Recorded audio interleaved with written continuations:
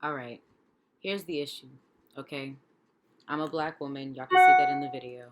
I'm not going to edit this because I've been trying all day to do this damn homework and I can't get it done because it is officially, what day is it? It is June 15th. This is the day that I want to say her name is Toyin. She's a black girl that was just found dead. She'd been missing for a couple of days. And, obviously there's a outrage on social media about it and all this stuff.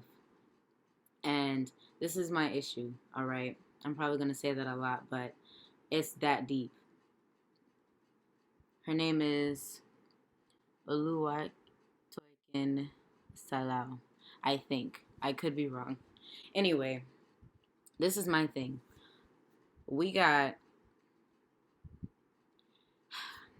She was missing for 2 days, okay? She needed help. Obviously, her home life wasn't great. I'm pretty sure she was trying to find shelter. Nobody could help her. So, what ended up happening was she took shelter from this man who she met at church or something like that. Turns out this nigga goes and abuses her and basically ends up killing her. At least that's what it looks like. The two suspects on her case are two black men. Okay, here's my problem. Her case has been open for 2 days. The first 48 hours, everyone knows is important. So why did it take a white woman being connected to her case for it to be solved? Why? She went on Twitter, and mind you, she went on Twitter from a library, so no, don't sit here and say that bullshit of why didn't you call the cops and yada yada yada. She didn't have a phone, she couldn't see. She ended up at the library by the grace of God, and she typed this all up. She described this man's car. She described him. I'm pretty sure she said his name. She said all this stuff. Gave the police everything they would have needed before she was even considered missing. So, how, with all of that, because I mean, it's Twitter. You know, somebody saw it. I see all of my friends' tweets, whoever her friends are, if she has any, because she shouldn't have been out there looking for somewhere to stay any damn way. But that's another problem. So yeah, this whole thing happens. She's not found. I'm upset. I'm trying to do this damn homework and I can't even sit right because I'm just like, she was 19. Now I'm 20, okay? So, I've had my fair share of experiences and bullshit, um, just of people just being disrespectful, microaggressions, all the things that you need to look up if you're not already aware. And it's just like she could have easily been me. And if I were to go missing by the grace of God, I pray, God forbid, do not let that happen to me. But if it were to happen, it wouldn't make the news. And my family, yes, they would do fight tooth and nail, do everything they could. They would try their hardest.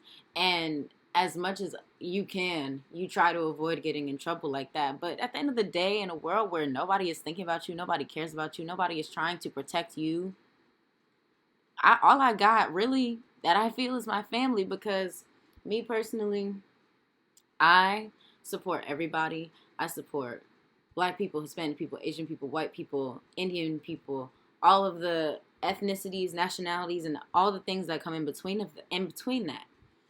And if there is something that I feel is wrong, I speak up about it. There's a girl, I can't remember her exact ethnicity or whatever, but she's some sort of Indian descent. Something happened to her. I'm sharing her stuff. I'm boosting her stuff. I want to donate when I get the money, all this stuff. And I do that for everybody. If you're white and you got something going on, if I can help, I try to help. Black people, of course, I try to help them. I've already donated to some black causes, but like I said, I'm not rich. So that's my thing, okay? I try to help everybody.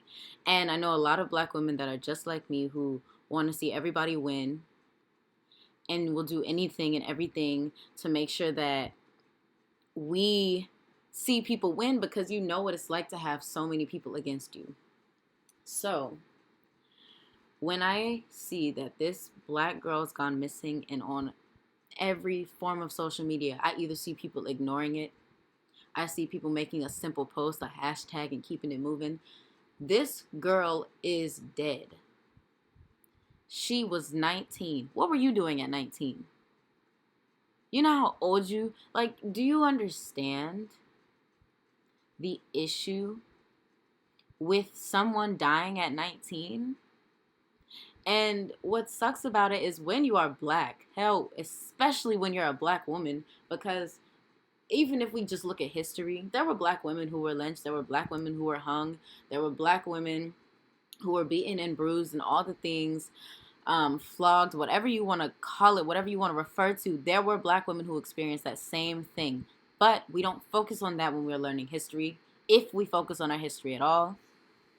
But we are experiencing the same thing as black men. There's black men who will sit here and be like, and who are currently saying stuff like, oh, well, the chances of a black woman being pulled over and killed by the police is slim.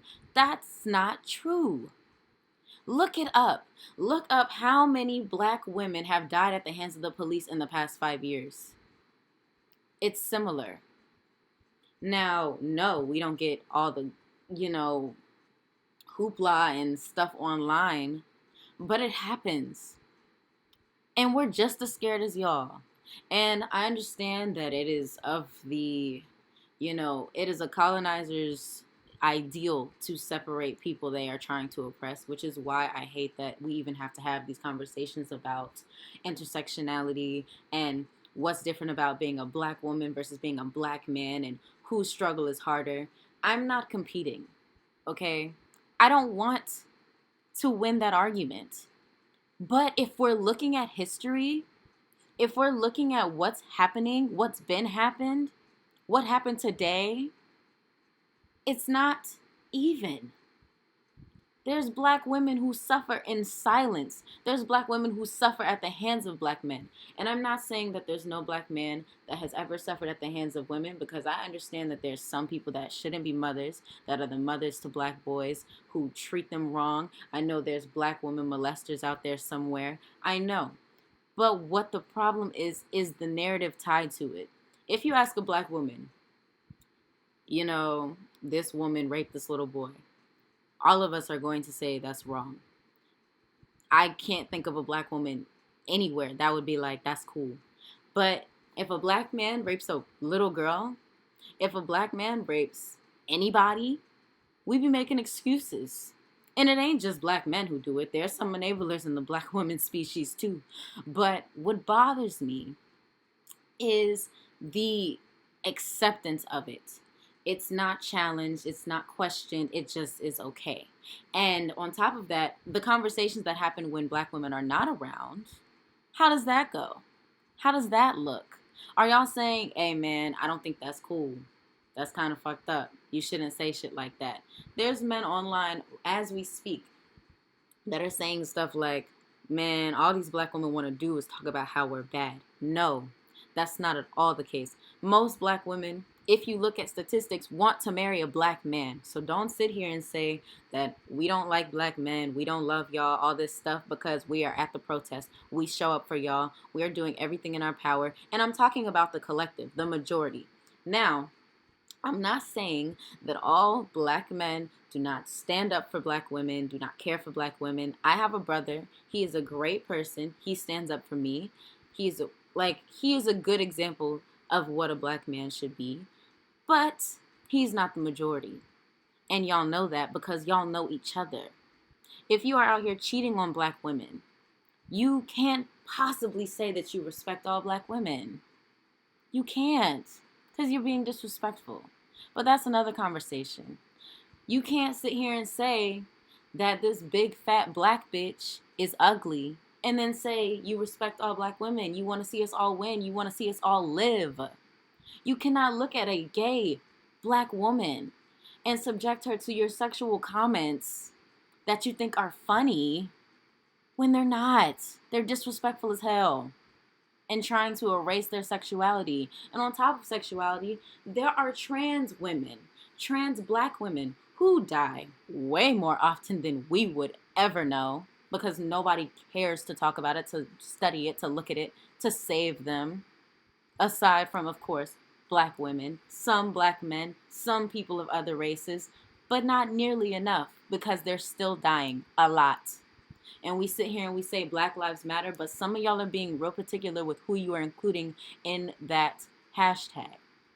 If you're saying all Black Lives Matter except the gays, all Black Lives Matter except for ugly black women, whatever the hell that is, all Black Lives Matter except for dark-skinned women that are still being made fun of for their skin, all black women, or all Black Lives Matter, but you're not including the women who don't subject themselves to men and live to please men. Like, what? You don't care. And what sucks is y'all get to be real picky and choosy because you get to be a part of the patriarchy. No, you are no, you are not the most privileged people out here. The most privileged people out here are, by study, by anything you want to look at historically, white men. Because they've had time to build equity over the years, over centuries, over generations. They have generational wealth. They have political power. They have economic power, all these things. No, you do not have that because you're not white. However, black men do have more of a chance to make it to the top simply because they're men. They are seen as more capable. And no, it's not right. It's not fair. But y'all have to acknowledge that for us to get anywhere. And I'm sick of y'all expecting us to just hold it on, hold all this stuff over our own shoulders, and you're not holding on to us. That's all.